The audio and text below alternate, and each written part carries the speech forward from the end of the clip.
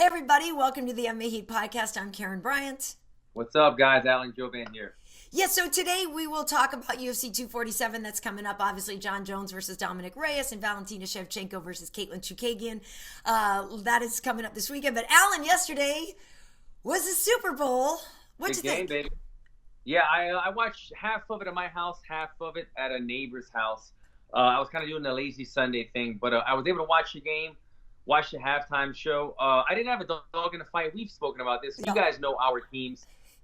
She's a Boston girl. Obviously, I'm a New Orleans guy. But I was kind of going for the Chiefs. I like my homie, Patrick Mahomes. I like him. He's a good kid. He seems like not only is a great quarterback, but he seems like a polite, guy. That always kind of makes me like somebody a little bit more. But for him and his coach, what was his coach's name? Andy Reid. Andy Reid. He hadn't won one yet, and it was showing before the game how Andy Reid had pretty much, the tutelage, so many people underneath him over the years, so many other coaches that had come up in Andy Reid's system and gone out and had tremendous careers, and a lot of them had won Super Bowls themselves. And for Andy Reid not to have that yet, not to taste victory in the big game, it really made me root for him when I saw how long he's been involved in the sport, how many people he has brought up underneath him. So I was very happy to see Andy Reid get the Gatorade dump, got to hoist the trophy and all that. But all in all, good game. No matter who you were going for, very good game. And it's crazy, and Karyn, I'll hand this back to you, but it's crazy how well the people in Vegas know their job. When you look at the over-under, I don't really bet. I'm not really a betting man, but one of my friends said, "Oh, you're going to do the over-under. It's 50. 50 is the, or 51 would be the over, I guess. I'm not sure how it works." So, meaning the combined points of both teams. Going into the fourth quarter, I'm like, well, there's no way they're getting the over because it was like, they still needed like two touchdowns. Right, exactly. Yeah. And then, long story short, you guys watched the game. The Chiefs come back, they score a touchdown. And then when they thought it was already a nail in the coffin, they get that, what was it, a pick six? They throw that throw and they run it for another touchdown. 2 minutes left to pretty much seal the deal. And that made 51 points right there, I think it was. So it's like, people in Vegas, man, they know what they're doing. Yeah, they really know what they're doing. The whole week leading up to it, it didn't seem like a Super Bowl. I'm so used to having my team in the Super Bowl, Alan. Oh my God! You just say that. Damn you! This week I was like, "What? Is there a game? Like, is there a game? I don't even know. I'm so used to my guys being in there." Typical Patriot characteristics right here. You see this? You're so used to it. That's right. Anyway, we took a year off. And so I actually was going for Kansas City as well. Team light skin, Patrick Mahomes. I'm cool with Jimmy G. I don't yet know, but the team light skin. If it's given two things, Alan, I'm gonna go with that. I'm on that team. Yeah, I really don't have any issues with San Francisco. I did think it was going to be a close game. I thought it was going to be Kansas City 24-21 for the Niners, and it actually almost looked like we were going to get that score for a little while going into it, and then of course we couldn't get a 21. But anyway, the score was it was a good game, an enjoyable game. We had fun watching it, and so I wasn't overly invested in who won, but I did think a good game, and I was happy for Mahomes, who I absolutely think is the future, and is just an incredible player. But Alan, I want to ask you about the halftime show because Thank you, Karyn. I am definitely a football fan, so I watch football for football. But also when it comes to the halftime show, I want to like it, right? Some people go into watching the halftime show and they want to hate on it. I want to like the halftime show. Don't always, but I wanted to like it. So Shakira came out and J-Lo. I totally enjoyed it. I'm sorry. I know there's some people out there that are mad at stuff. I thought it was great. I thought Shakira was awesome. She's great. She dances. She sings. All of it. If she's singing a track or lip syncing, I don't care. It's the Super Bowl. I don't care that the audio in there is probably insane. Whatever. I thought it was great. I thought there was a couple moves from J-Lo that I was like, okay, Mamacita. Okay, Mama, let's go. You're going there. But I'm not mad at her. I enjoyed it. I kind of saw a bit of what you're talking about, that some people like to dislike this Super Bowl halftime show, which blows my mind. I get it. We're in a critical world right now with social media, and it's so easy to be overly critical about everything and be judgy. People are always looking for some reason for somebody to slip up or some reason be critical about something. But the majority of the world, what is there not to like? Especially since the majority of football fans, I've got to think, is somewhere close to the MMA world, which is 18 to 35-year-old male. I think football has a lot more women spectators than fighting does, right? And what I'm getting at is both of this, the fan base is appreciative of these two women. The men, you've got to love these two women, J-Lo and Shakira. The women, they appreciate this. Let me tell you something. J-Lo's 50 years old, Karyn, Bryant. 50 years old, shaking her booty like that. I thought the whole time watching this show, oh, well, Shakira's moving pretty good, but she's got the younger body. Right. Shakira is 43. Yeah. Who knew that Shakira was 43? I thought she was like younger than me the entire time. Right. I didn't know. But I thought they killed it. I thought they did great. Yeah. It was it was about like the fashion, the outfits. Yeah. J-Lo is a Versace girl. And Versace was very, putting their stamp on things with J-Lo as always. And then, I got to say, I want to ask you this, Karyn, because I was more impressed. I think I underestimated Shakira going into this. J-Lo was the bigger name in a lot of Americans' eyes. Shakira is a huge international pop star around the world. Mm-hmm. But when you look at the States, J-Lo is the much bigger name. Well, yeah. But around the world, Shakira might even be the more global name. Yeah. But J-Lo is a former professional dancer, one of the most beautiful women in the world, one of the most known for like having found the fountain of youth. Yeah. And a performer, and she's just coming off of a wonderful movie. So all these things going in, I thought, well, man, J-Lo's kind of got the upper hand in this battle of the divas dance off. They weren't battling, but that's how I looked at it. Right. I got to tell you, Karyn, I thought Shakira won. I thought Shakira outdid it with the singing, the dancing, the showmanship. Yeah. She kind of had that like island swag with her dancing, where I think J-Lo was a little bit more choreographed, everything on point. So I want to get your take on that. Did you have a more liked performance from one of them? Yeah, I think I know what you're saying, because to be honest, you got to be a confident woman to let Shakira open for you, because you know what I mean, because that's a badass bitch right there, and she just showed out, right? And so I thought Shakira tore it up, and so it was sort of like, oh, you got to follow that. Yeah. Oh, okay. And so, I thought Shakira was amazing. And I agree with what you're saying. Like, she might have been quote unquote better in a way than J-Lo, but it is a different style, and it was a different thing that they were doing. What I liked is that the fact that at the end, Shakira came back out with J-Lo, so that it wasn't about a competition thing, right? It was a unified, like, Latina ladies out there together. I thought it was really great. But yes, to your point, Shakira maybe looks more like natural or whatever, right? Some of the dances she was doing, I guess, are ones that are cultural, like, whatever. Whereas J-Lo's they're choreographed, but that's why people go to J-Lo shows. That's what they love about her. Like, she put it, they were great. They were great. They both threw down. Yeah. Like, I thought it was a lot of fun. You're right. I like the way you put that. Shakira's dancing seems almost like more of a cultural thing. That's one of the reasons why me and my wife are such fans of Rihanna and her I love Rihanna. Her confidence. Yeah, Rihanna dances with this like kind of like island cultural swagger that it's just like I feel like that's how she wakes up in the morning, and her and her whole family dance. And then we've gotten into an argument before, like, who was the better dancer, Beyonce or Rihanna? And we were like, Rihanna. She's got that thing, and Beyonce, she's such a queen bee and she does everything. But I'm like, again, Beyonce is kind of like we're comparing things to right now, where she's like hard choreographed, and she could twerk and do everything, but I feel like Rihanna just is effortless. This is how she drinks her coffee in the morning. That's how I saw this as well. I love that this is an MMA podcast and we're talking about. I was about this age, right? But just so you know, I'm Team Rihanna all the way. If you guys are in the Beehive, I'm sorry. I think Beyonce is very talented, but any day of the week, I take my island girl Rihanna over any other bitches. I'm on the same boat as you. I'm glad we agree on that. Rihanna is a bad bitch. She does something. And let me say one more thing before we wrap this up. First of all, thank you, ladies, for the double booty shake thing at the end.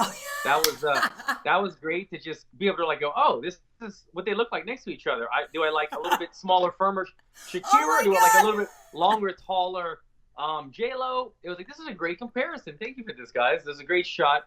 It was nice. The little thing that Shakira did. You remember? Yeah. That was. I heard on the news this morning on the radio that that was. She's actually half Lebanese, and that's like a Lebanese right. kind of traditional thing, paying homage to her father. So if Right. you're wondering about that, there's that. And the last little thing, if you haven't seen J-Lo's movie, what is it called? Hustlers. Hustle. Hustlers. Oh my God! I saw that on the plane. I was almost embarrassed. I was kind of like Oh watching no. it in my. Man, it is sexy. J-Lo is amazing. She is beautiful, gorgeous. Her body, her dance moves. I was like, I hope they give this woman an award. So that was part of the reason going into this halftime show. I was like, well, J-Lo is just going to slaughter this because she just Right. played a pole dancer Right. like badass bitch boss on this movie and killed it. And that's why I was so shocked at how good Shakira was. But all right, let me get the women dancing out of my brain and we can start kind of getting the fighting going with you guys. Yes. Yeah, I will say that was the one thing that did give me pause, though. I was like, oh, she's like legit working the pole right now. Like, that's the one thing that I kept seeing in the room was like, you got your violence with your football and your sports and your violence, and now we got some titties and some pole dancing. Like, I did think, I was like, I don't know if I love the pole dancing, but I knew it was because of the movie. But that was the one thing where I was like, but... It was promoting the movie. It was Right. maybe helping promote her movie, but it was Right. also, I almost feel like when they say like, what else you guys got? And J-Lo's like, look, I've been working on a pole for like 2 years now. And Shakira was like, I could play the drums. Like they were throwing all their talents. Like they were like showing how many talents they had. Right. J-Lo's daughter got out there and Yes, sang. right. Like craziness. It was good. It was good. Well, that was the Super Bowl, folks. But we do need to talk about some face punching. In the UFC 247 main event, John Bones Jones going up against Dominick Reyes. Alan, we had a media lunch with Dominick the other day, which you can see on MMAheat.com and over on all our MMA Heat platforms and stuff, also on my Karyn Bryant YouTube channel. But Dominick had a lot to say about John Jones. One thing that he said was really interesting. Like, he definitely said, Alan, that he knows it's the best opportunity of his lifetime. He said some phrasing. I wish I had written it down. I don't have it right in front of me. But he's already come to terms with the possibility of losing, right? But he's saying, look, I have the greatest opportunity here. It might work out. It might not. I loved his headspace going into this. He had confidence, but he wasn't making John Jones up to be the biggest, man. He's like, he's just another man. He bleeds. But some people are saying the fact that Dom even already envisioned the possibility of not winning was a bad thing. And I'm curious what your take is on that, because I don't think it's such a bad thing. I don't either. As soon as you said that people had something to say about that, I was a little bit lost because I do that every fight. And I don't think that I will lose every fight, right? But I go and I accept it. I've said this before on maybe this show or somewhere else, but I go into almost every single fight, and fighting is visualization. The night before, after weigh-ins, you go to your bed and you're thinking about it all night. What's going to happen tomorrow? Is it going to be the best day of my life, or is it going to be the worst day of my life? Right. Either way, I have to make that walk. I have to cross that bridge. I have to do it. It's going to happen regardless. So I can either fight these nerves or embrace them. And he's embracing it. That's all he's saying. He's saying, look, I might go out there and I might get taken down. I might get knocked out. I might get ground and pounded. And I might wake up from being unconscious and not know what happened. But I'm willing to accept that. I'm willing to take this chance and take this gamble and go out there and do what 99% of the rest of the world wouldn't do, and walk out there and fight one of the best pound-for-pound fighters in the world. He's accepted that we can move on. It's not a negative thing. I always visualize worst-case scenario. And in my head, it's the guy taking me down. I'm in a position where I can't get out, and he's dropping elbows.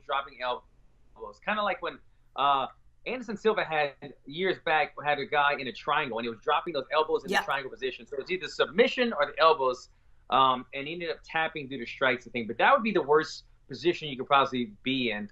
And once you've accepted your fate or the possibility of fate not going the way you wanted, all you have to do now is nothing to be scared of anymore. You say, I'm fine with this. It's like somebody saying, I'm not afraid to die. Does that sound like they're scared or negative? No, they're saying, I'm not afraid to die. I'm fine with it. I've accepted it. That's all he's doing. How will the fight play out? He's got a tall task on his hands. I don't know if he does yet possess the tools to take out somebody as high caliber as Jon Jones. But the mentality space that you just mentioned from the media day, something he's in the right spot going forward. Yeah, and Dom, it's funny now because I like fight week. Fight week Jon Jones is fun. Like, I like when Jon starts feeling himself. You can tell if he's getting a little meaner, right? Because he's cutting some weight or something like that. So if you're looking at Twitter and different things, he's kind of putting Dominick on blast about a couple of things like, hey, because people talk about Dominick being a great athlete. He was a former football player, and he actually tried to play pro ball. It didn't go his way, and he's a fighter now. He's undefeated. He's been doing very well. But some people are like, oh, Jon hasn't fought an athlete like Dominick, right? And so Jon's been responding to some of the stuff. He's like, hey, look, you weren't even good enough to win the state championships in wrestling. You didn't make the football team. You this, that. I'm not impressed. So Jon is definitely trying to squash the idea that Dominick is some great athlete that he has never faced before. But, it is interesting to think about whether or not Dominick is really ready for this. He's beaten obviously a lot of names. The last one was Chris Weidman. He beat him very quickly. He beat Volkan Oezdemir in London. He's beaten Jared Cannonier. He's beaten some names of people that are considered good fighters. Some people are like, well, Cannonier was really a middleweight. I thought you lost to Volkan, and Chris was a middleweight. But Jon's last fight was a split decision with Thiago Santos. Thiago also former middleweight, so you could say the same thing. But I'm curious how ready you think Dominick is for Jon. That's a very good point you just brought up with when you bring up. I was thinking to bring up Dominick Reyes' past fights, but you bring up Jon Jones' last fight against a very tough guy, but nonetheless, a middleweight coming up to light heavyweight, who, by the way, tore 3 ligaments in his knee in the middle of the fight and went 5 rounds with Jon Jones to a split decision, and somebody who Jon Jones says is now one of his toughest fights yet. Right. That was a middleweight. Dominick Reyes has had success. 4 of the names you mentioned right there that Dominick Reyes has had success on have been against guys. 2 of the 4 have been against guys that have come up in weight. Chris Weidman, he took Chris Weidman out very dominantly. Chris Weidman, obviously, is the 85, but coming up to 205. Chris Weidman, I still think has a successful career in the UFC, but I don't think it's anywhere near being in the prime that he was at one point in his career. I think those days have passed him. So he was very successful in taking Chris Weidman out, and I think the way in which he took him out was able to kind of jolt him to this shot, because if he would have gone to a split decision with a 185 Chris Weidman coming up in weight, who is not in his prime anymore, I don't know if we'd be having this conversation about him, Dominick, being Jon Jones's future opponent. Right. Out of those 4 names, though, to me the most impressive name on that list is really Ovince St. Preux. Yeah. Because Ovince St. Preux is the biggest man out of all. Biggest dude out there, right? Big body. Ovince St. Preux, guys, you see him on TV, he's big. You see him cutting weight. I've cut weight with him. He's a very, very big man who has a lot of difficulty making 205. Yeah. Ovince St. Preux has gone 5 rounds, I believe, with Jon Jones before he fought the former champ. He is taking on he has a tremendous amount of fights in the UFC, wins and losses, but Ovince St. Preux, a win over him is a good feather in your cap, because I mean this guy beats 90% of the people that he fights, and so that's a big win for him. But some of those wins, like I said, 2 of them came over 85ers. Some of them were a decision. You said you weren't even sure if the Volkan Oezdemir could have been a split decision the other way. But nonetheless, I don't take anything away from him. He's the next guy in line. He's got a tall task ahead of him. Not only is Jon Jones tall, but he's got the reach. And we already know how long Jon Jones' reach is. But when I thought that he would have a longer reach, not Jon Jones, but Dominick. Because Dominick, sorry, I'm forgetting his name. Dominick's reach is, what did I say it was before this? 77, I think you said, whereas Jon's is 84. 84, that's quite a big difference. 77. I'm a welterweight, and I have a 74-inch reach, and that's pretty average. So 3 inches longer than my reach isn't a tremendous handicap that he's going to have against Jon Jones, but being an athletic guy with such a long torso, you would think that he would have a longer reach that would help him play a part in the fight. But we talk about like the athleticism. You were just alluding to it. Jon Jones is kind of downplaying it. I see why he's doing that. You're right. Jon Jones likes to get a little dirtier the closer the fight comes. He likes to make things a little bit more personal. Right. But Here's the thing with athleticism, Karyn. In my mind, you could be an athlete and have a lot of success in MMA. You have to be an athlete. The UFC is at a point now where everybody's an athlete. It's not just we're not even talking about single disciplines, but now it's, if everybody is a black belt in Muay Thai, Jiu-Jitsu, boxing, etc. I know those aren't all black belt sports, but you get my drift. But we know what you mean, right? If you're a master at each one of these disciplines, it's now at the point where you have to be a master of the discipline and be super athletic if you want to keep up with the high caliber fighters in the UFC. That's what Jon Jones is. Jon Jones is a super individual who is pretty much mastered. I know he wears like a blue belt on his jiu-jitsu, but he also has tapped out 3 or 4 legends who are black belts. So Jon Jones is not a blue belt. He's just a very humble jiu-jitsu practitioner in the regards of that, with his belt, the way he wears his belt.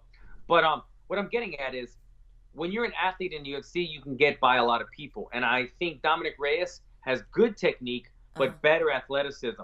Athleticism will take you by 80% of the competition. But when you get to that elite level, now you're finding the guys that are black belt at everything and they're upper echelon athletes as well. I think that's what Jon Jones is. I think it's going to be a little more tough for him to have the success against Jon Jones that he has had Dominick and other people, because he's had the athleticism, he's had the size, he's had his fighting style. And I'm not saying that he cannot have success over Jon Jones, but he's going to have to really put everything right in order, right in line to have success against the guy. Because Jon Jones has so many other weapons aside from Dominick's athleticism that he has.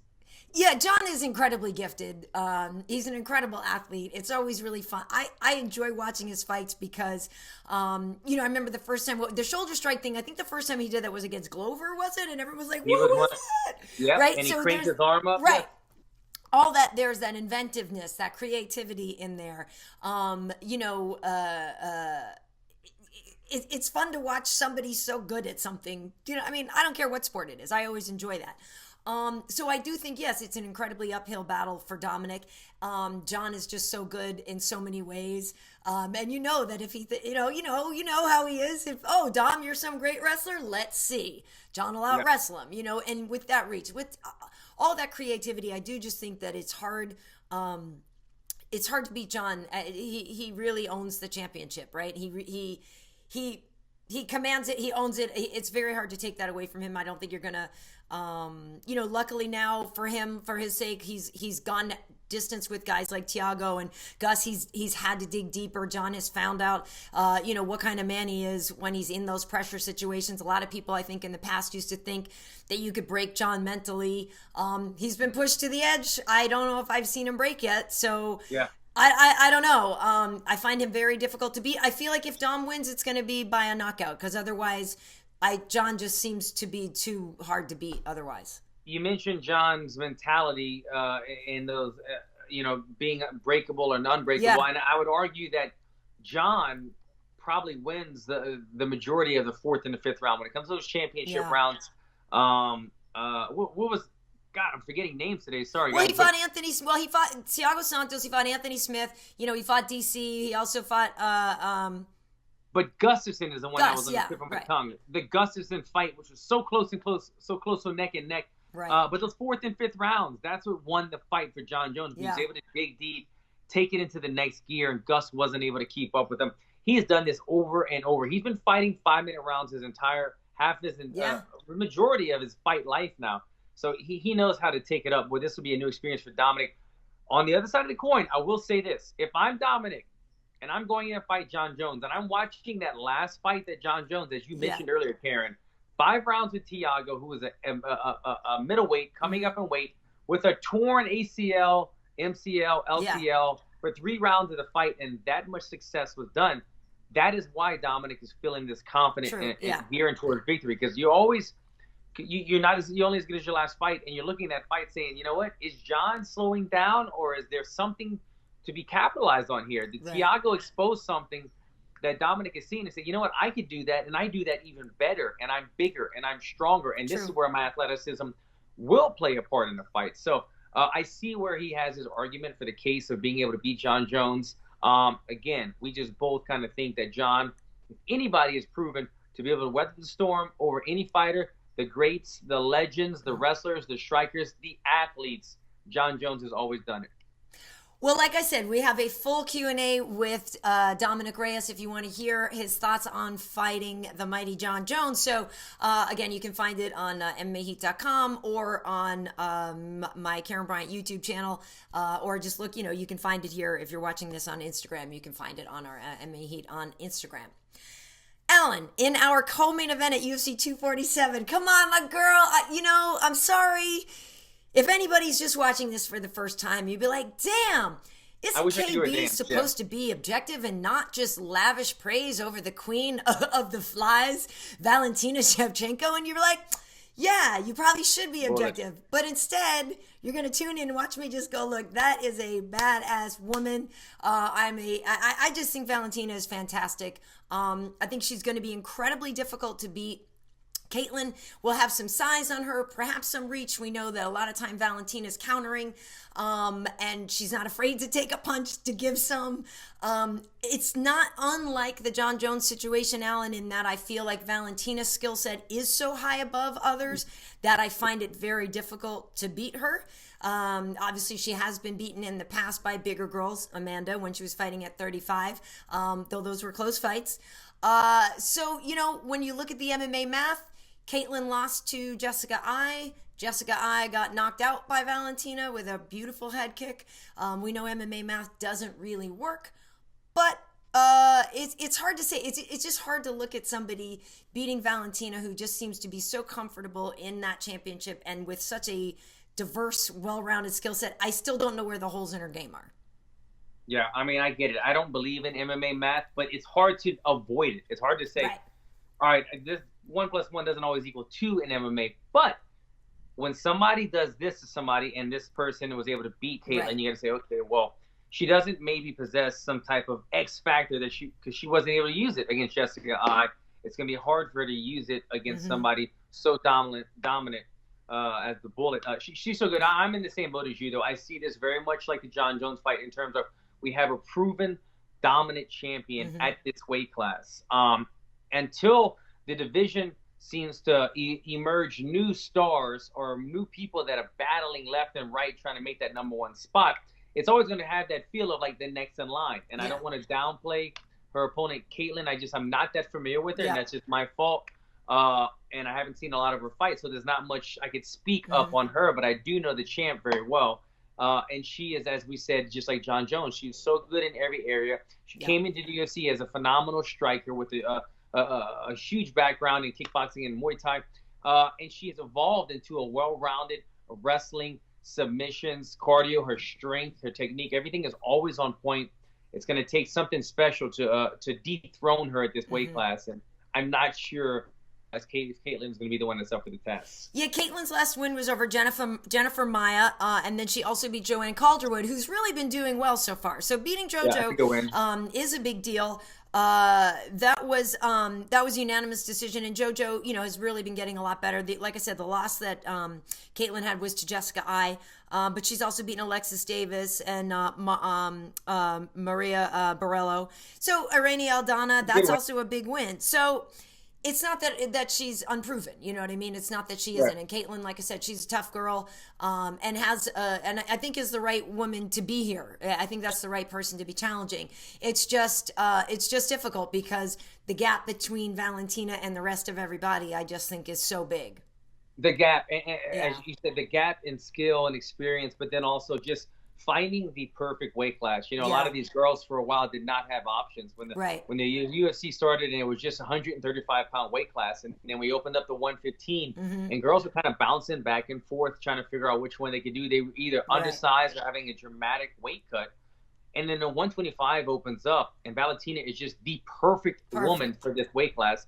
She's able to still be very big, very strong, not too strenuous of a weight cut, but get in there and be the big-bodied girl. Yeah. It's a perfect weight class for her, and she's been performing beautifully ever since it opened up. And speaking of beautiful, I don't know if you've seen, I know you were posting some of the pictures she's put out lately, Valentina's got in this beautiful dress, and she's looking, I love her as a redhead, and she's got the belt, she's just again, that's a person that really owns that championship. You know what I mean? They just look good carrying that around. They just look good. I gotta say, the other Shevchenko, her older sister, she's been kind of looking hot lately. Antonina's showing up too. Yeah. She's been turning heads lately. I don't know what they've been doing. I don't know. They must have had some work done. No, I'm joking. No. I'm joking. I'm playing. No, but I didn't. Yeah. I didn't remember noticing her as much when she made her UFC debut. But yeah. It's like with anything, man. With winning comes confidence. Right. With confidence comes beauty, comes sexiness. It brings that aura. You see it. And you know what? I mean, it's funny. I don't mean to like stereotype the women, but you see it the most in the women weight classes. Yeah. When women win, they get so excited and they're so confident. Right. And next, what do women love to do when they're confident? They want to feel sexy. You see it all the time with Joanna Jędrzejczyk. Yep, Joanna.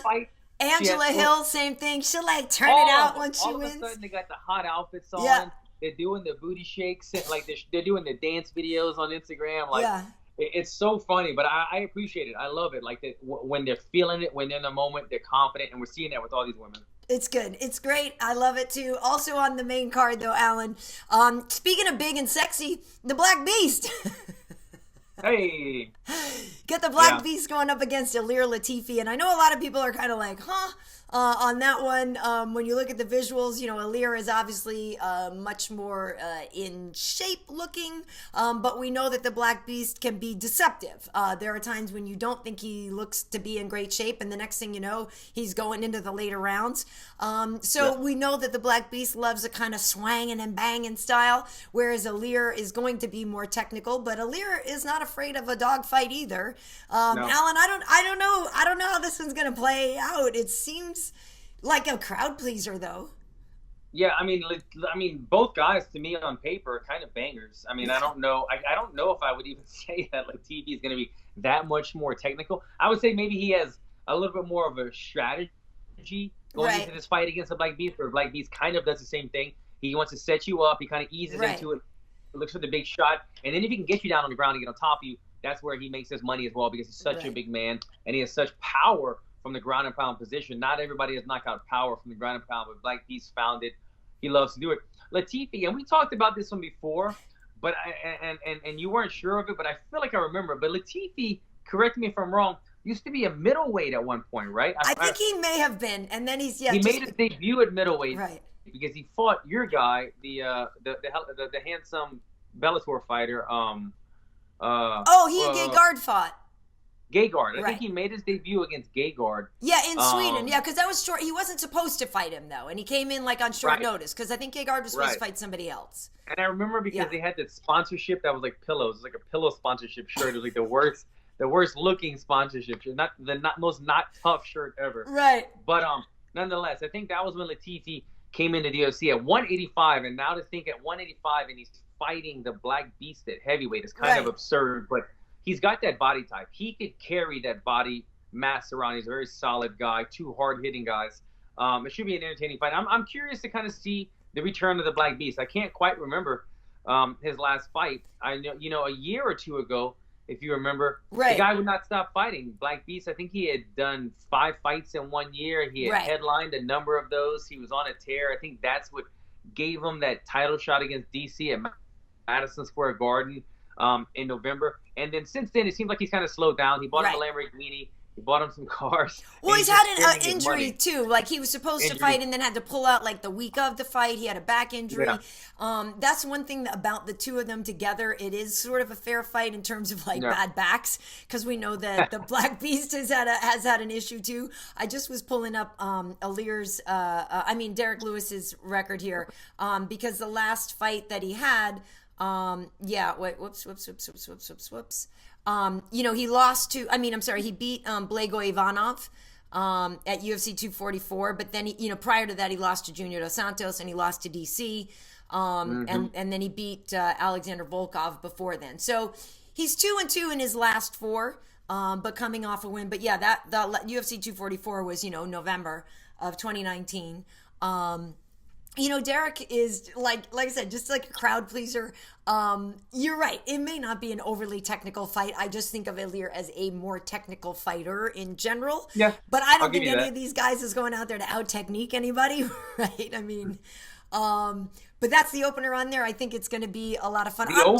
Yeah, it is. That's the main card opener. I'm just happy to see Ilir back in action because of those missed opportunities and the one fight ended really quickly, but then he was hurt. But I love his modeling. Now you're talking about him being all suited up. Like Ilir takes some of the greatest pictures, like on horseback or really? with his dog, and he's got like that look. I think he's just a totally badass looking dude, and I just love his Instagram.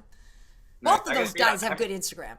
I haven't seen his horseback modeling photos, but I'm gonna look him up now. Yeah, you should.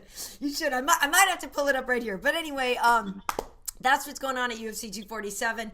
I am working the UFC Rio Rancho the following week, so I'll be out there. But yeah, Alan, I don't know if we're doing predictions here, but I do think we're gonna have a couple of Van Stills. Would be my take on the night. I would agree as well. If I had to say one or the other had a better shot of winning, I don't know if I could give you an answer to that. I just feel like the Ant still is kind of going to stick with us on this one. Why, do you have an answer for that, Karyn? Yeah, actually I do. I think there would be a greater chance of a Dominick knockout than there would be of a Katlyn knockout. If we're strictly talking knockouts, I actually do think, that Dominick has a better chance of unseating John with a knockout punch from that, the one you didn't see coming. I would agree with that. I could see that one changing hands before I would see Valentina changing hands. But I do think it's a whole. Yeah. It's a stretch. See, you're smart. You did the science right there. You did the math, because these are much bigger, heavier, hard hitting men, much more dangerous. Why am I forgetting? I keep messing his name. Dominick. Dominick, right. Dominick is such an explosive athlete with power. John Jones can finish you anywhere. So they're playing with fire a lot more than the women are. Exactly. As good as these women are, there's a lot more at stake with every punch being thrown. So I'd agree with you. We could see a possible changing hands in the 205 division, but I think both of us kind of feel like Valentina doesn't make – it's not that her opponent is not good enough. Not saying that, but Valentina, she doesn't make many mistakes. She doesn't give you very many openings. There's not a lot of hands low, chin up. There's not a lot of getting tired. There's not a lot of you're on top of her. She doesn't allow mistakes. So if you're going to beat her, you have to capitalize on a split second. But she's so well conditioned, so well trained, that she always recovers. There's not a lot of openings, and that's part of why she's had such tremendous success. Exactly. All right, well, folks, on Instagram, I am at KB Heat. Karyn Bryant across the board on other platforms. Here on Instagram, we also have MMA Heat. We have MMAHeat.com. All the podcasts are there on MMAHeat.com. And if you want audio downloads, you can find them at MMA.audio. Alan, where can folks find you? Make sure and give me a follow, guys, at Alan Jouban on all social media. Make sure and follow my Instagram. Instagram put me in Instagram jail. Oh yeah, what happened? Somebody sent me a little 15-second clip of my last fight, and I posted it, and then the UFC, not the UFC, the Instagram put me in jail for 3 days and said that Instagram that the UFC complained. Of course, I called the UFC. They're like, we would never complain on one of our own athletes. We'll email Instagram now to let them know.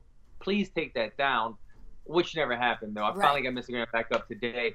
But what it is, I think it's what do you call it? Like the little codes, the algorithm found that you had a thing that said UFC, and it was UFC's footage, and they took it down automatically, probably. The algorithms, I think it goes from the sound, the audio, and the audio when it gets brought up, when you hear the commentary and everything. I think the algorithms pick up on that. That's what I heard. But nonetheless, it's the second time that this happened. I just totally forgot. Somebody sent it to me. I reposted it and got put down. But anyway, I haven't been posting a lot lately this year, and my Instagram's going down. I guess I got to give it some love. Get it up. Take your shirt off more often, Alan. Get those numbers up. The next show, guys. The next show, I swear, it's going to be shirtless. Karyn's going to be in a sports bra, maybe. Both of us. Yeah, it's Topless Tuesdays next week. Now we're doing the show. We're not going halftime show right now, but we're going to make it fun for you guys. Oh, baby, when you talk like that. No, I'm kidding. That's pretty good. That's not bad. All right, folks. Well, thanks for tuning in. We're getting delirious here. So we'll see you next time. Thanks for tuning in. Take care, guys.